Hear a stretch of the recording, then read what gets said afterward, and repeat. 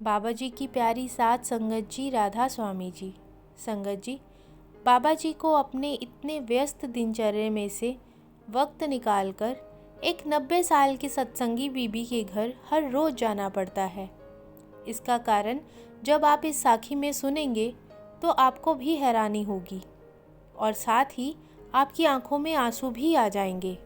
संगत जी, मेरी हाथ जोड़कर विनती है कि वीडियो को पूरा सुने और कमेंट बॉक्स में अपने शहर का नाम ज़रूर लिखें ताकि हम जान सकें कि बाबा जी की संगत दुनिया के किस कोने से यह साखी सुन रही है।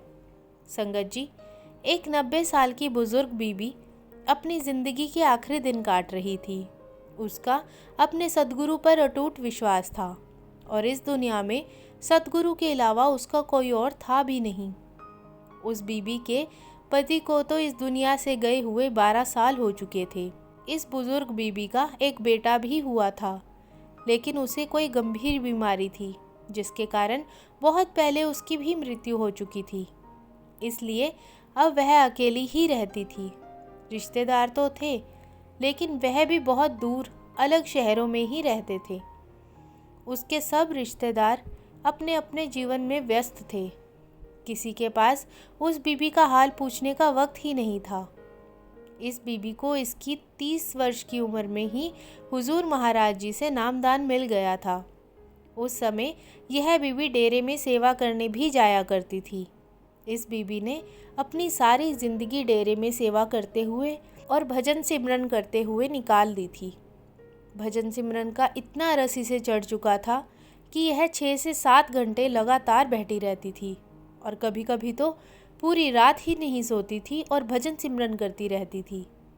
लेकिन अब उसे इस उम्र में सहारे की ज़रूरत थी, क्योंकि ना ही उससे ठीक से चला जाता था और ना ही अपने लिए ठीक से खाना बना पाती थी। उस बीबी की ना तो हड्डियों में जान थी और नज़र भी कमज़ोर हो चुकी थी।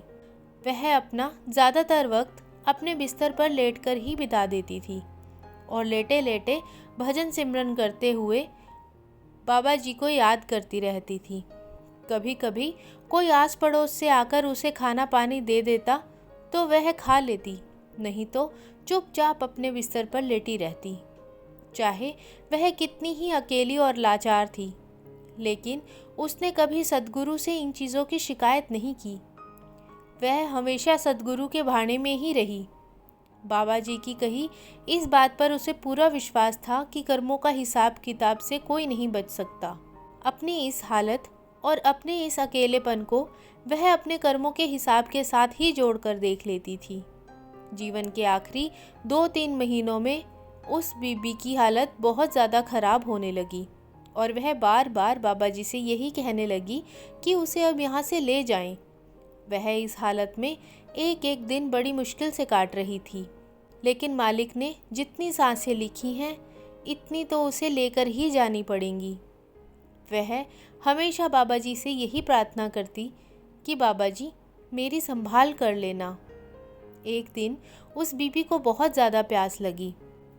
पड़ोस में रहने वाली एक सत्संगी बीबी हर रोज़ उसके घर जाकर पीने का पानी भरकर दे जाया करती थी, लेकिन आज पानी का बर्तन खाली था, क्योंकि वह बीबी 2-3 दिन से कहीं बाहर गई हुई थी। वह सत्संगी बीबी इस बुजुर्ग बीबी को बता कर गई थी कि मैं बाहर जा रही हूँ, अगर किसी चीज़ की ज़रूरत पड़े तो ज़ोर से आवाज़ लगा देना, मेरा बेटा या मेरे पति आकर वह चीज़ दे जाएंगे। लेकिन यह बुजुर्ग बीबी बहुत ऊंचा सुनती थी, इसलिए यह उस सत्संगी बीबी की कोई बात नहीं समझ पाई। वह बीबी प्यास से तड़पने लगी, लेकिन उसके आसपास कोई था ही नहीं, तो वह मदद मांगती भी तो किससे। लेकिन बाबा जी अपनी किसी भी रूह को ऐसे कैसे तड़पने दे सकते थे। उसी समय बीबी के घर का दरवाज़ा किसी ने खटखटाया। कुछ देर इंतज़ार करने के बाद जब कोई बाहर नहीं आया तो जो आदमी दरवाज़ा खटखटा रहा था वह दरवाज़ा खोलकर अंदर आ गया। वह सीधा बीबी के कमरे में गया और उसने देखा कि वह पानी मांग रही हैं, तो जल्दी से बाहर जाकर वह आदमी उस बीबी के लिए पानी लेकर आया।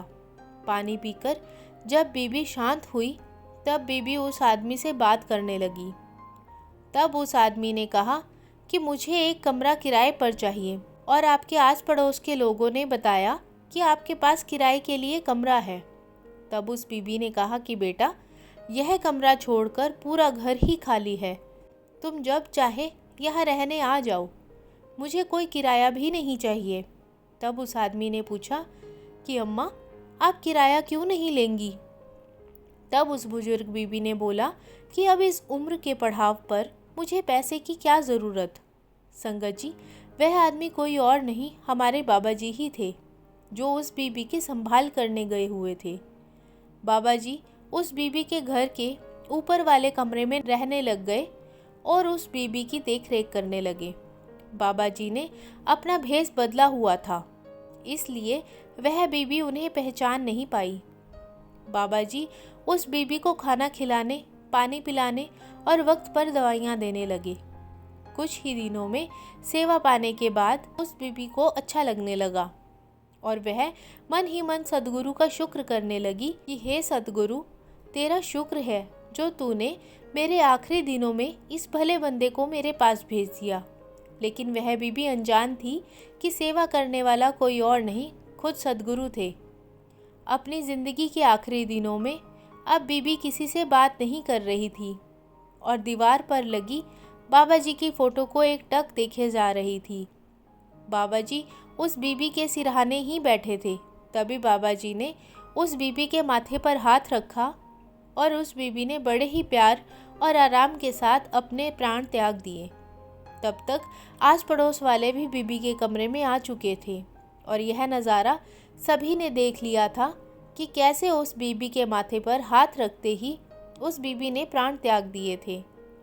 और सभी सोच रहे थे कि कोई साधारण आदमी तो ऐसा नहीं कर सकता। इसके बाद सब गांव वाले उस बुजुर्ग बीबी के शरीर को नीचे उतारने लगे। फिर सबने ध्यान दिया कि जो आदमी बीबी के किराए पर रहने आया था वह कहीं पर भी नहीं था। किसी को नहीं पता लगा कि वह आदमी कहाँ चला गया। संगत जी, बाबा जी तो वहाँ बस अपनी रूह की देखभाल और उसकी संभाल करने आए थे और अपना यह काम करते ही वह वहाँ से चले गए।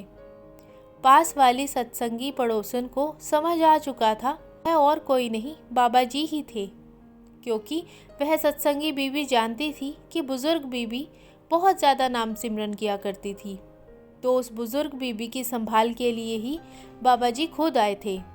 संगत जी, बाबा जी अपनी रूहों को कभी भी अकेला नहीं छोड़ते। उनकी तकलीफ़ को दूर करने के लिए कोई ना कोई ज़रिया ज़रूर निकालते हैं। साथ संगत जी, आज की साखी अच्छी लगी हो तो कमेंट बॉक्स में राधा स्वामी जी ज़रूर लिखें। वीडियो को लाइक, शेयर और चैनल को सब्सक्राइब ज़रूर करें। राधा स्वामी जी।